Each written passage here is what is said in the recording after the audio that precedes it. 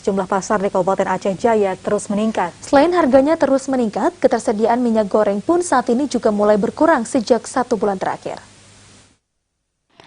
Kenaikan harga minyak goreng di berbagai pasar yang ada di Kabupaten Aceh Jaya mulai dikeluhkan warga.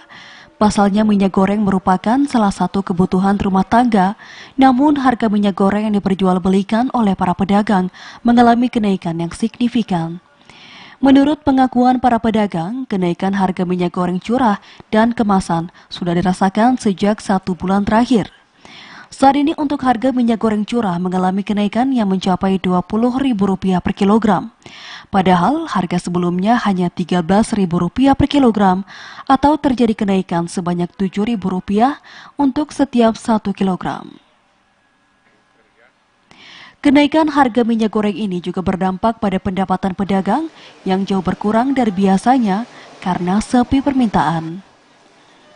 Para pedagang mengaku selama terjadi kenaikan harga, pasokan minyak goreng dari distributor ikut mengalami kekurangan. Akibatnya selain harga yang mahal, stok minyak goreng juga berkurang. Kenaikan harga minyak goreng bukan disebabkan oleh ulah pedagang, namun harga tebus yang dibeli dari distributor mengalami kenaikan. Hal yang sama juga disampaikan oleh Mulia, salah seorang pedagang. Luar biasa harganya, meninggi kali. Sampai masyarakat kecil nggak sanggup beli lagi sekarang. Itu lagi. Kalau masalah minyak, kalau ada kadang-kadang mau nggak orang yang beli, ada beli 1 kilo, setengah kilo, tapi ini nggak ada barang. Kalau harga bang sekarang ini berapa bang? Harganya curah.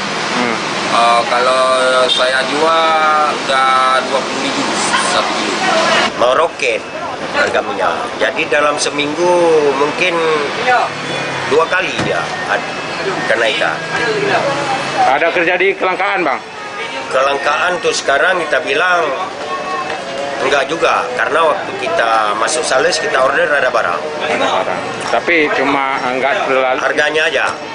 Jadi harganya keluhan dari masyarakat itu aja. Para pedagang di daerah ini berharap harga minyak goreng curah maupun kemasan dapat kembali normal. Dari Aceh Jaya, Musliadi, TVRI melaporkan.